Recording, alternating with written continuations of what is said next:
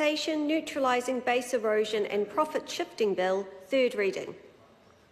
Call on Government Order of the Day number 3. Overseas Investment Amendment Bill, second reading.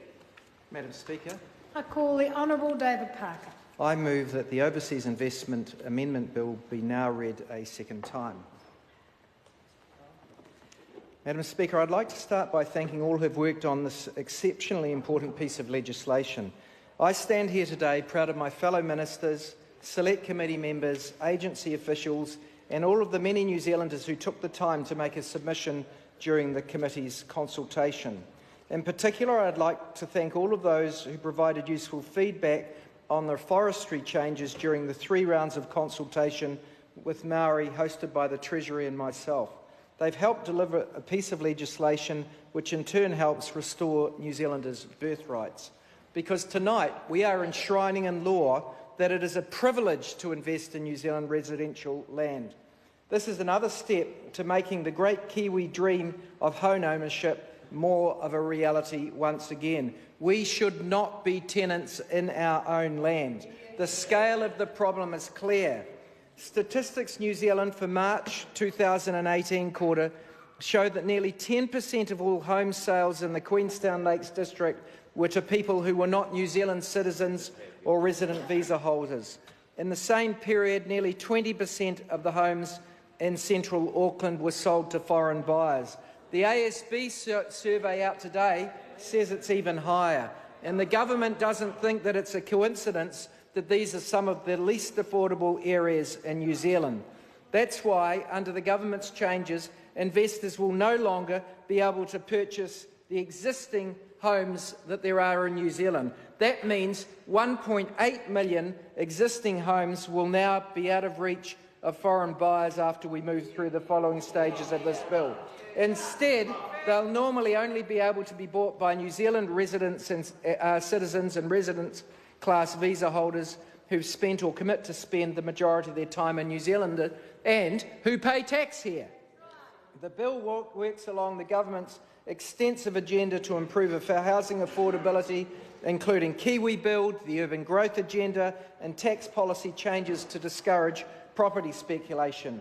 We are addressing New Zealand's declining home ownership rates. We are addressing rapidly increasing housing costs, and we are addressing the associated rise in inequality.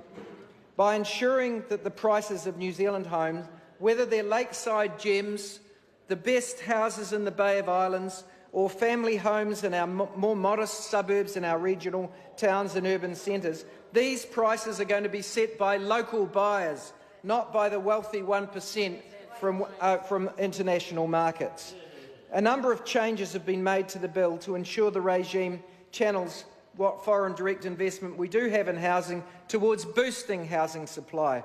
Firstly, developers of large apartment complexes are able to get approval to sell a portion of the apartments to overseas investors off the plans, but only if they're for resale or lease to New Zealanders, not for them to occupy. This adds to housing supply, and it's indeed what the Labour Party electioneered on. Additionally, securing off the planned sales can be important to some of these developments accessing the finance they need to bank their developments. We're putting the right incentives in place to support this part of New Zealand's housing market. In addition, to support other large housing projects, the bill allows foreign developers to retain a long-term interest in new residential projects so long as they're being leased or on-sold to New Zealanders, including under rent-to-own or shared equity models. These changes too should assist first-home buyers to get a foot on the property ladder. In addition, we've made changes to simplify the process to acquire residential land for commercial purposes, such as supermarkets and hotels, and we've also included an exemption for utility companies who sometimes need to acquire residential land for their utility purposes. Consistent with our international obligations under CER with Australia and our FTA with Singapore, Australians and Singaporeans will be exempt from the new screening arrangements. Permanent residents from Australia and Singapore are treated the same way as New Zealand permanent residents.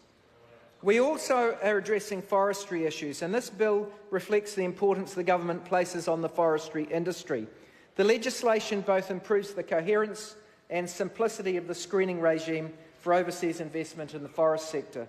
The current processes have not been working. They are excessively long, they cost too much, and everyone that is involved gets very frustrated.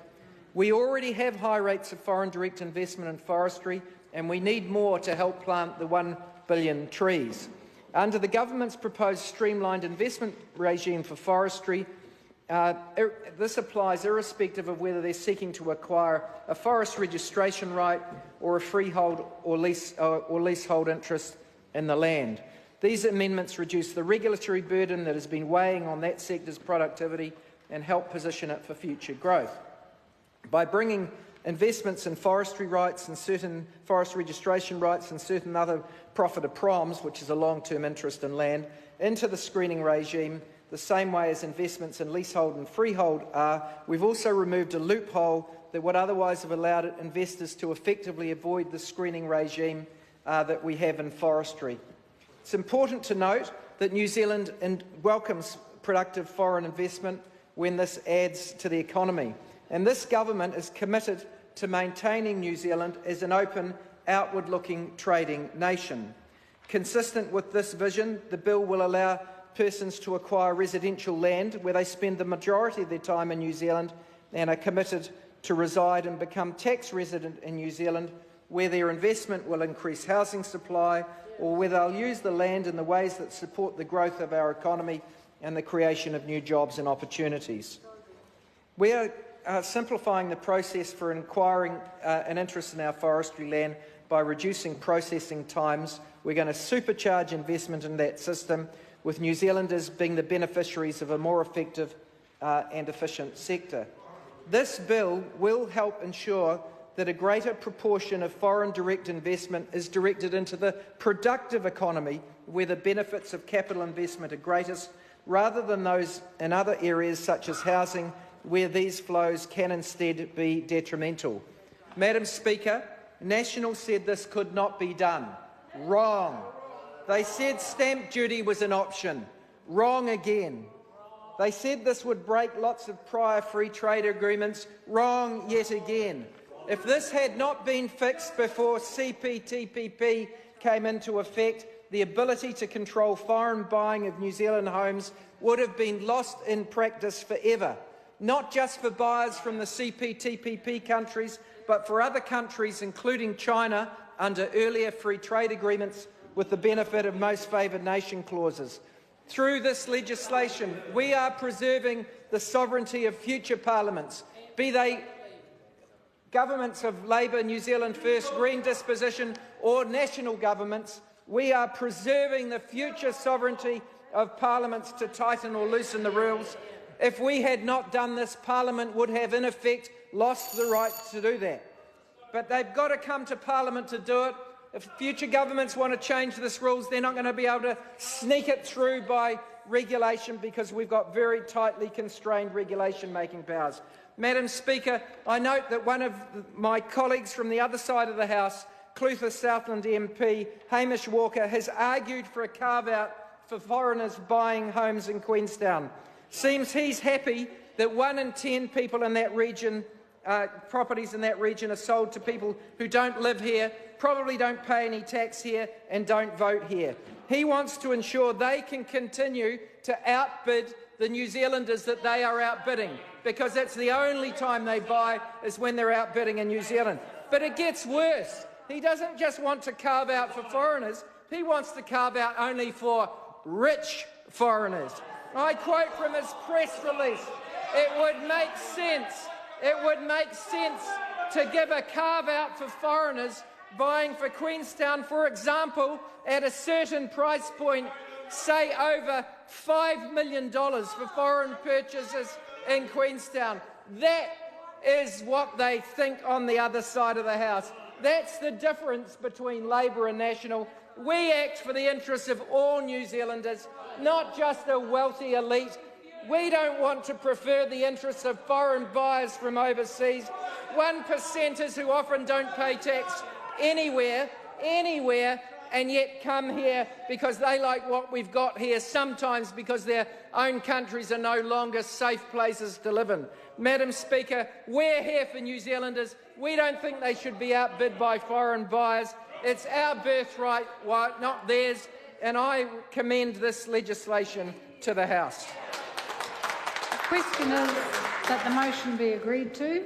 I call the Honourable Amy Adams. Thank you, Madam Speaker. Well, Madam Speaker, I come down to take a call on the second reading